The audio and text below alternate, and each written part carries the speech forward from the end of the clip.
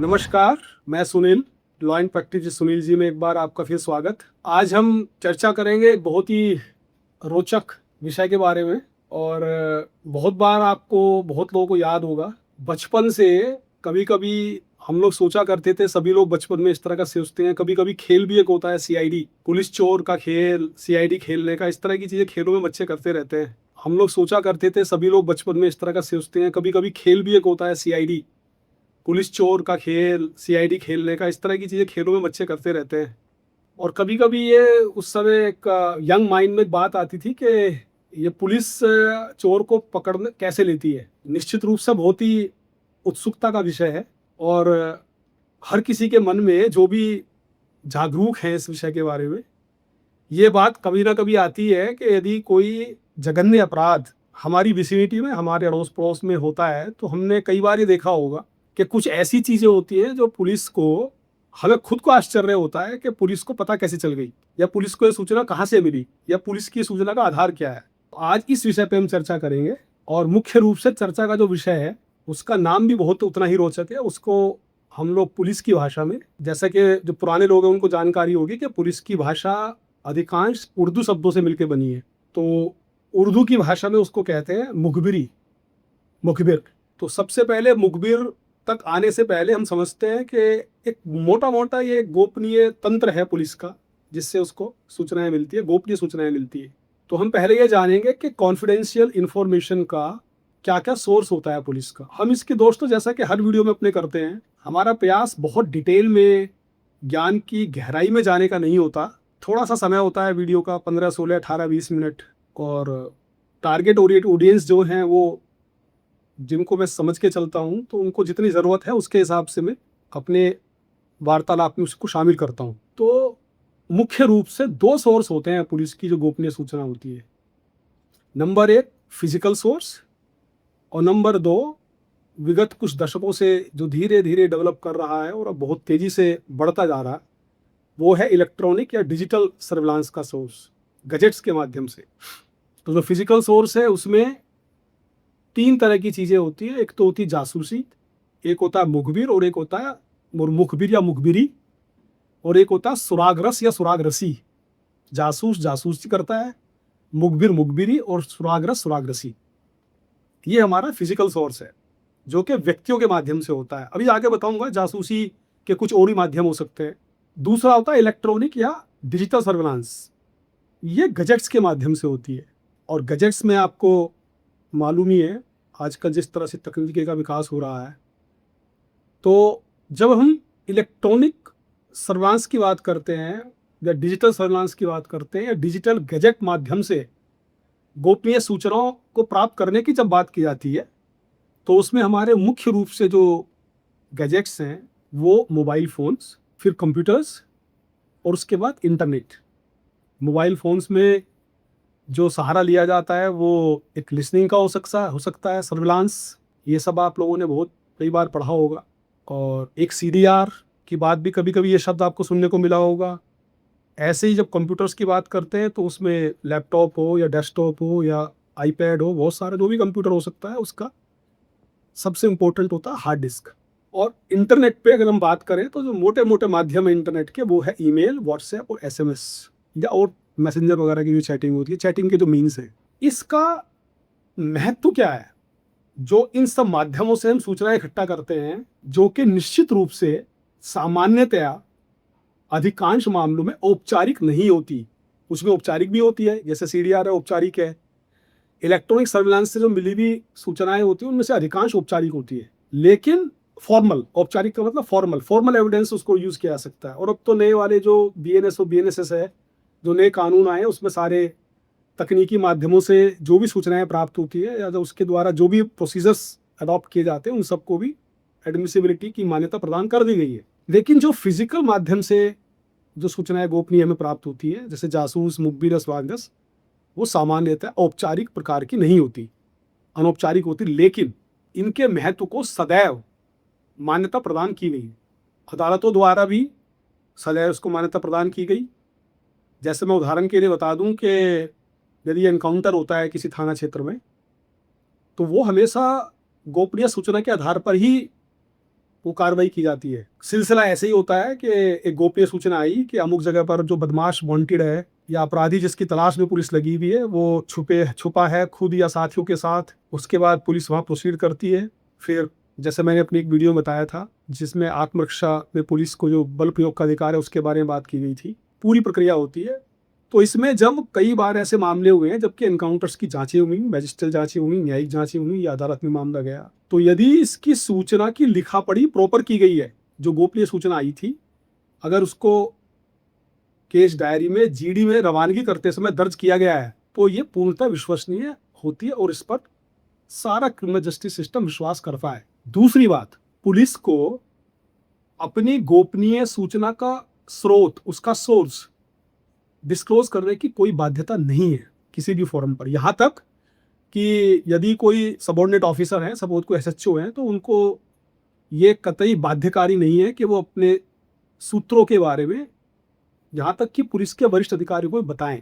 इस तरह की इसमें गोपनीयता का एक आवरण रहता है और उसको उतनी मान्यता प्राप्त है पूरे सिस्टम में, पुलिस के सिस्टम में भी और न्यायिक सिस्टम में भी। अब जो हमने शुरू में बात की थी, जो हमारा आज का विषय है, टॉपिक है, वो है केंद्रीय जो शब्द अगर हम कहें, सेंट्रल जो वर्ड है आज हमारा थीम, वो है मुखबिरी की। तो पहले हम मोटा मोटा समझते हैं कि जासूसी, मुखबिर और सुरागरसी, इन तीनों को हम कैसे समझेंगे, कैसे इनको डिस्टिंग्विश करेंगे आपस में। तो जासूसी इनफैक्ट एक प्रक्रिया है, सूचना, गोपनीय सूचना इकट्ठा करने की जो प्रक्रिया है या जो तरीका है उसको जासूसी कहते हैं। अब वो किसी माध्यम से भी हो सकती है, जैसे कोई मुखबिर भी कर सकता है जासूसी, किसी हैकर के माध्यम से भी हो सकती है, कोई सीक्रेट एजेंट है उसके माध्यम से भी हो सकती है। जासूसी शब्द जो सरकारी एजेंसियां हैं वहां भी इस्तेमाल होता है और आजकल समाज में कई प्राइवेट मामलों में भी ये इस्तेमाल होने लगा है। आजकल तो मैट्रिमोनियल मामले जो हैं, परिवार संबंधी, उन सब में भी कभी कभी जासूसी की प्रक्रिया को अपनाया जाता है। कुछ विशेष परिस्थिति में इस तरह की चीज़ें हो जाती है, सुनने को मिलती है। तो बेसिकली ये जासूसी है, सुना होगा, ये देशों के बीच में, या जो इसके बहुत सारे माध्यम हो सकते हैं। मुखबिर की जब हम बात करते हैं, मुखबिरी की, तो मुखबिर एक ऐसा व्यक्ति होता है जो या तो पुलिस या पुलिस जैसा कोई ऐसा संगठन जो इन्वेस्टिगेशन का काम करता है, सीबीआई हो सकती है, ईडी हो सकता है, या एनआईए हो सकता है, जितने भी इन्वेस्टिगेशन एजेंसीज है, या स्टेट पुलिस है, सीआईडी है, तो जो ऐसे संगठन को गोपनीय सूचना किसी आपराधिक घटना के बारे में प्रदान कर सकता है। यहाँ पे एक बात मैं बता दूं, मुखबिर के लिए जरूरी नहीं है कि वो ऐसी ही कोई गोपनीय सूचना दे जो किसी घटित अपराध के बारे में हो।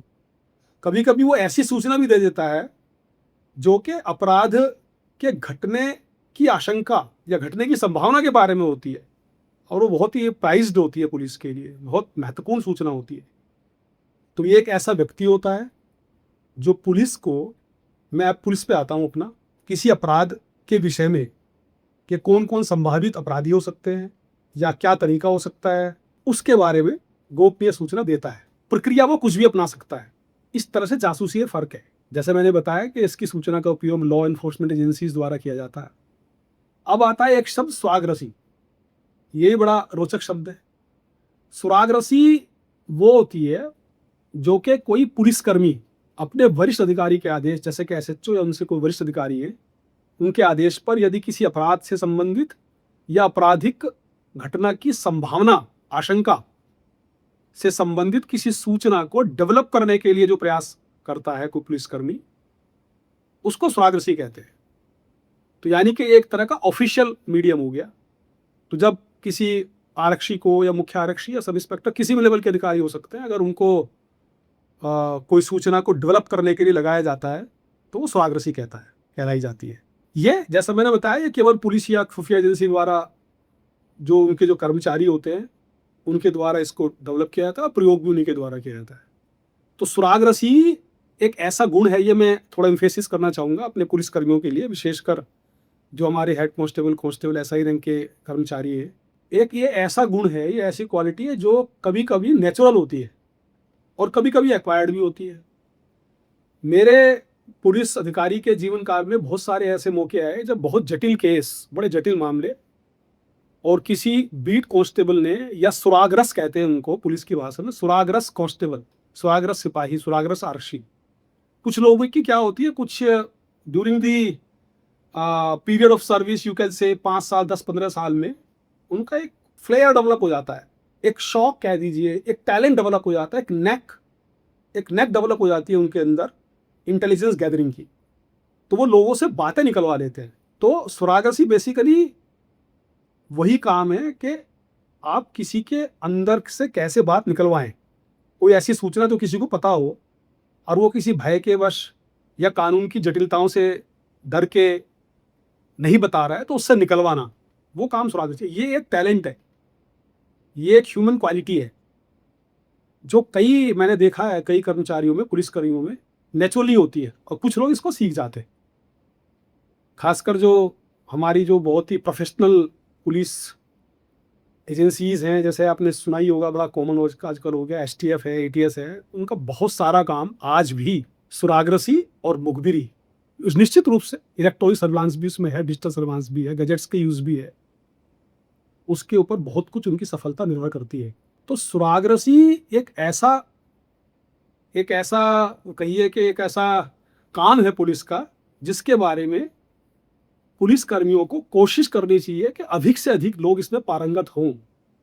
और ये सीनियर ऑफिसर्स का भी काम होना चाहिए, ड्यूटी है उसकी, कि वो अपने अधीनस्थों को, मातहतों को ऐसे डेवलप करे, उनके ट्रेड्स को ऐसे विकसित करे कि वो इसकी तरफ रुझान उनका बढ़े।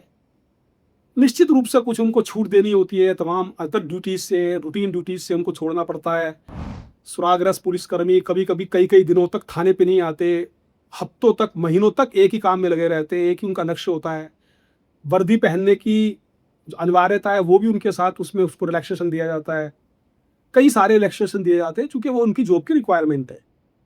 और निश्चित रूप से जब कोई बड़ी घटना हो जाएगी, अधिकांश जो काम होता है सुरागरसी का, वो या तो अज्ञात मर्डर या लूट डकैती, चोरी, कब्जनी, संपत्ति संबंधी अपराध, या आजकल जो राष्ट्र विरोधी अपराध तमाम तरह के चल रहे, ड्रग्स के रैकेट्स हैं, अभी ये धर्मांतरण वगैरह के आपने सुना होगा, इस तरह के जो मामले, उनमें इनका इस्तेमाल किया जाता। तो वो इतने महत्वपूर्ण मामले हैं कि उनमें थोड़ा सा हम लोग जो कठोर अनुशासनात्मक जीवन शैली होती है पुलिस की, उससे रिलैक्स हमें करना पड़ता है। तो ये बात हुई सुरागरसी के बारे में। मैं वापस आता हूँ मुखबिर सिस्टम। दोनों ही, इनफैक्ट ये दोनों मिले जुले ही हैं, मुखबिर और सुरागरस। सुरागरस चूंकि पुलिस का है, तो आप कहेंगे किसी में टैलेंट होगी तो उसको करना पड़ेगा, सिपाही करेंगे ही, आरक्षी करेंगे, मुख्य आरक्षी करेंगे, दीवानजी दरोगा सब करेंगे, क्योंकि उनको एक आदेश है, प्लस उनके जो काम में उनकी रुचि है वो उनको मिल रहा है। मुखबिर का एक बहुत ही संवेदनशील इशू है, जो कि पहले बहुत ज्यादा, अब एक इसमें बीच में एक सवाल और आता है कि लोग मुखबिरी करते क्यों है। एक जमाना था जबकि थाना अध्यक्ष का हर गांव में या तो एक या एक से अधिक, या हर 2-3 गांव में 1-2 ऐसे मुखबिर होते थे, और जिनको, कई मुखबिर ऐसे भी थे जिनके बारे में समाज को भी थोड़ा बहुत पता रहता था कि ये पुलिस की मुखबिरी करते हैं। बड़ा स्ट्रॉन्ग नेटवर्क मुखबिरी का होता था, चूंकि उन दिनों ये सब इलेक्ट्रॉनिक सर्विलांस और ये सब चीज़ें नहीं थी, गजेट्स वगैरह नहीं थी, तो जो घटनाओं को, अपराधों को वर्कआउट करना, अनावरण करना, उनका पता लगाना का जो माध्यम था, वो सबसे बड़ा आईओ की, एसएचओ की अपनी मेहनत और मुखबिर सिस्टम का कंट्रीब्यूशन वही होता था। लेकिन मैंने ये पाया कि उत्तरोत्तर इस व्यवस्था में कुछ कमजोरी आती चली जा गई, और अब तो इनफैक्ट वास्तव में देखें तो काफ़ी कमज़ोर स्थिति में पूरी मुखबिरी की व्यवस्था चली गई है। इसीलिए इनफैक्ट मेरा एक ये बनाने का वीडियो का पर्पज़ भी यही था कि जो पुलिस कर्मचारी, अधिकारी इसको सुने, वो थोड़ा इस तरफ ध्यान दें। ये बात अपनी जगह सही है कि हमें आजकल बहुत सारा मदद और घटना को वर्कआउट करने में बहुत सारी जो हमारी असिस्टेंस है वो इलेक्ट्रॉनिक गैजेट्स से हो जाती है, लेकिन कभी कभी इलेक्ट्रॉनिक गैजेट्स की जो इंफॉर्मेशन है वो भी मुखबिर सूत्र से ही शुरू होती है या सुरागरसी से शुरू होती है। तो हमें इस व्यवस्था को, जो हमारी पारंपरिक व्यवस्था है, जो परंपराओं से डेवलप हुई है, इनफैक्ट अगर आप वास्तव में देखें तो इसके लिए कोई कहीं पे कोई किताब में या कोई कानून में कोई बहुत ज़्यादा चीज़ें इसके लिए कोई लिखी हुई नहीं है, ये शुद्ध रूप से परंपरा है। तो ये क्यों कमज़ोर हुई, इसका भी हमें थोड़ा सा सोचना पड़ेगा। और मुखबिरी करते क्यों है, अगर उन कारणों को हम समझ लें और उन पर फोकस करें, तो फिर वापस हम एक अच्छा स्ट्रॉन्ग मुखबिर सिस्टम अपने अपने एरिया में डेवलप कर सकते हैं। तो सबसे पहला जो कोई सूचना क्यों देगा, आप सोचिएगा दिमाग लगा के, कॉमन सेंस की बात है कि या तो किसी व्यक्ति से दुश्मनी हो और उसके द्वारा कोई अपराध कर दिया गया है, तो जो जिसकी दुश्मनी है वो निश्चित रूप से चाहेगा कि वो दंडित हो। तो ये एक चांस मुखबिर हमें मिल जाता है। कुछ लोग समाज सेवा या राष्ट्रभक्ति की भावना से भी ओतप्रोत होते हैं, हालांकि ऐसी संख्या कम होती जा रही है दिन ब दिन, लेकिन वो ये सोच के कि उनका एक, जैसे मैंने बताया, एक नैक होता है मुखबिरी के लिए। उनको अच्छा लगता है कि समाज में अपराधों का अंत होना चाहिए, अपराधियों को विरुद्ध कार्रवाई होनी चाहिए। इस भावना से प्रेरित होकर भी कुछ मुखबिरी कभी कभी मिल जाती है।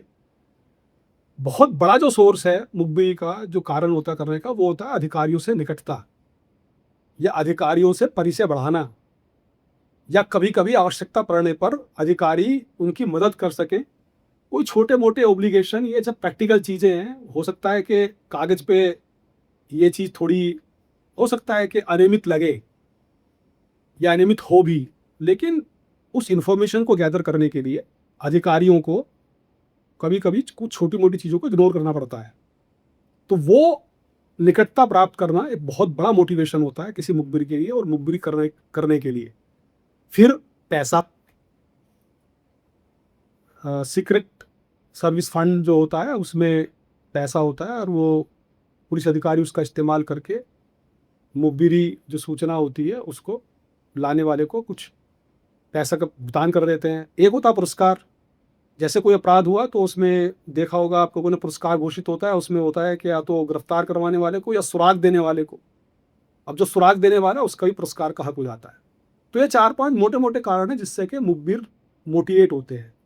लेकिन हुआ क्या है कि आजकल जो मैंने बताया है कि जो कमजोरी आ गई है सिस्टम में, उसका कारण भी इसका जस्ट रिवर्स है कि हमने इन सब चीज़ों पे थोड़ा ध्यान देना कम कर दिया और मुखबिरी की जो व्यवस्था थी वो कमज़ोर धीरे धीरे होती चली गई। तो उसके पीछे यही कारण है, जैसे कि पुलिस की इलेक्ट्रॉनिक सर्विलांस पर निर्भरता दिन ब दिन बढ़ती जा रही है। अभी कोई भी घटना होती है तो सबसे पहले पुलिस का प्रयास होता है कि जो इलेक्ट्रॉनिक गैजेट्स हैं उनका सर्च किया जाए, mobile phone, computer, hard disk, WhatsApp chats, जो भी बाकी चीज़ें होती, बहुत डिटेल में मैं नहीं जाऊँगा इसमें। मैं उतना बता रहा हूँ जितना कि एक पुलिसकर्मी को एक ट्रेनिंग पर्पज से जानना ज़रूरी है, और जो हमारे लॉयर्स हैं उनको पता होना चाहिए ताकि वो कानून की मदद कर सकें अपराधी को सज़ा दिलवाने में, और जो हमारे स्टूडेंट्स हैं लॉ के, उनको ये बेसिक चीज़ें पता होनी चाहिए। और फोर्स जनता को तो ये सब रुचिकर लगेगा ही, ऐसा मुझे विश्वास है। उसके बाद क्या होता है कि इसमें गोपनीयता का अभाव एक बहुत बड़ी कारण हो गया है कि जो सूचना आती है वो कभी कभी ऐसा हो जाता है कि लीक होकर वापस जिसके बारे में सूचना दी गई है उस तक पहुंच जाती है। और आप जानते हैं कि हमारा जो सामाजिक ढांचा है, जो सामाजिक ताना बाना है, वो इतना क्लोजली निट है, इतना क्लोज निट है कि उसमें अगल बगल अड़ोस पड़ोस में रहना, उसके बारे में कुछ बात नहीं, तो धीरे धीरे उस तक पहुंच जाता है। बात कहीं से लीक हो गया तो फिर वो उससे दुश्मनी का भाव एक बन जाता है। तो वो गोपनीयता का जो अभाव इन दिनों देखा जा रहा है, उससे एक ये इसका कारण है। फिर थाना स्तर पर गुप्त धन की कमी हो गई है। थाना स्तर पर उतनी अच्छी व्यवस्था, जैसे मैंने बताया, secret service fund, secret money, जिससे कि मुखबिरों को पैसा दिया जाता है, उतना नहीं हो पाता है फंड्स। तो उससे भी एक वो भी एक इशू है कि क्यों इतना कमज़ोर हो गया है सिस्टम। पुरस्कार जो घोषित करते हैं, यद्यपि अभी 6-7 साल पहले इसकी राशि काफ़ी बढ़ाई गई थी शासन के द्वारा, लेकिन अभी भी ऐसा महसूस किया जाता है कि कुछ मामलों में कम रहता है। और एक और, जैसे मैंने बताया कि गोपनीयता का अभाव होने के कारण जो सूचना पहुंच जाती है तो दुश्मनी का भय रहता है कि अगर हमने किसी के बारे में कोई सूचना दी तो उससे हमारी दुश्मनी हो जाएगी, जिसमें कि उसको एक जीवन भय की आशंका उत्पन्न हो जाती है किसी व्यक्ति को। ये सारे ऐसे कारण हैं जिनकी वजह से मुखबिर सिस्टम हमारा कमज़ोर होता जा रहा है।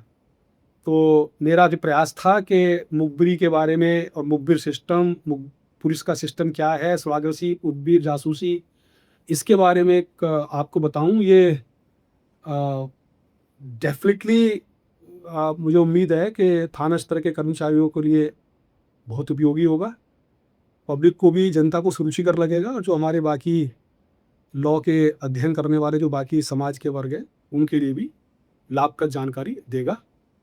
बहुत बहुत धन्यवाद। एक बार पुनः मेरा अनुरोध कि कृपया आप इस चैनल को, मेरे लॉ एंड प्रैक्टिस में सुनील जी को, अधिक से अधिक संख्या में सब्सक्राइब करें ताकि मैं और अधिक मोटिवेट हूँ और आपके पास पुलिस से संबंधित अच्छे अच्छे टॉपिक्स सकारात्मक जो जानकारी ज़रूरी है और जिनके बारे में मुझे लगता है कि पता होना चाहिए वो आपके सामने ला सकूँ। बहुत बहुत धन्यवाद। जय हिंद।